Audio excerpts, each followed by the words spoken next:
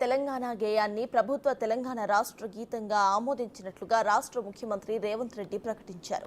తెలంగాణ రాష్ట్రం ఆవిర్భవించి ఈ ఏడాది జూన్ 2వ తేదీ నాటికి 10 ఏళ్లు పూర్తవుతున్న సందర్భంగా దశాబ్ది ముగింపు వేడుకలను ఘనంగా నిర్వహించేందుకు ఏర్పాట్లు చేస్తున్నామని అన్నారు.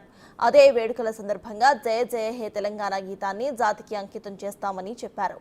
ఉద్యమ కాలంలో అందరినీ కూడా ఉర్రూతలూగించిన తెలంగాణ ఖ్యాతిని చాటిన ఈ గీతాన్ని భవిష్యత్తు తరాలు పాడుకునేలా అందరి ఆమోదంతో రాష్ట్ర గీతంగా ఆమోదించినట్లుగా ముఖ్యమంత్రి తెలిపారు.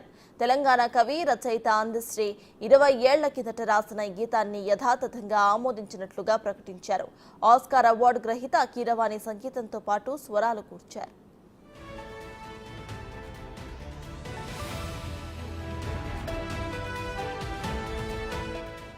సచివాలయంలో ముఖ్యమంత్రి రేవంత్ రెడ్డి, శాసనసభ స్పీకర్, మండలి చైర్మన్, మంత్రులు, పలువురు ప్రజాప్రతినిధులతో పాటు మిత్ర పార్టీల నేతలతో సమావేశమయ్యారు. తెలంగాణ రాష్ట్ర గీతంతో పాటు రాష్ట్ర ఆవిర్భావ దశాబ్ది ముగింపు వేడుకల నిర్వహణపై కూడా చర్చించారు.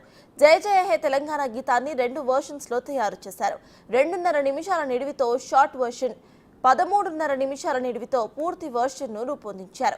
ప్రభుత్వ కార్యక్రమాల్లో ఆలపించేందుకు వీలుగా పూర్తి గేయంలో ఉన్న 3 చరణాలతో 2.5 నిమిషాల నిడివితో సంక్షిప్త గేయం ఉంటుందని సీఎం ప్రకటించారు.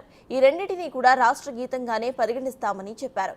ఈ సందర్భంగా కీరవాణి సంగీత సారథ్యంలోని యువ గాయని గాయకుల బృందం ఆలపించిన ఈ గీతం అందరినీ కూడా అలరించింది.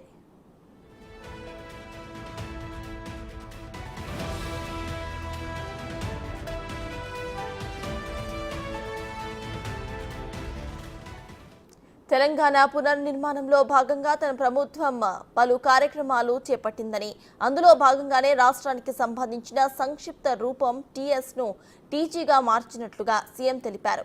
వాహనాల రిజిస్ట్రేషన్ నంబర్స్తో పాటు అన్ని ప్రభుత్వ సంస్థలు కూడా టీజీగా మార్పు చేస్తామని అన్నారు. కేబినెట్లో తీసుకున్న నిర్ణయం మేరకే రాష్ట్ర గీతాన్ని ఆమోదించడం జరిగిందని, రాష్ట్ర ప్రభుత్వం అధికారిక చిహ్నం తెలంగాణ తల్లి విగ్రహాన్ని మార్చాలని నిర్ణయం జరిగిందని సీఎం చెప్పారు. ఇప్పటికే రాష్ట్రంలోని వివిధ ప్రాంతాల కళాకారుల నుంచి దాదాపు 500 నమూనాలు తమకు అందినట్లుగా సీఎం చెప్పారు.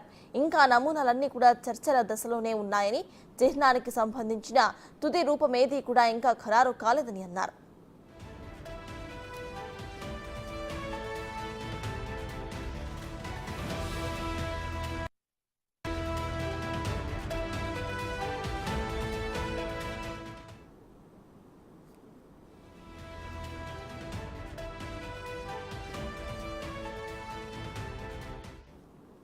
తెలంగాణ తల్లి విగ్రహానికి సంబంధించి కూడా తుది నిర్ణయం ఏదీ జరగలేదని, కళాకారులు వివిధ నమూనాలు తయారు చేస్తున్నట్లుగా చెప్పారు.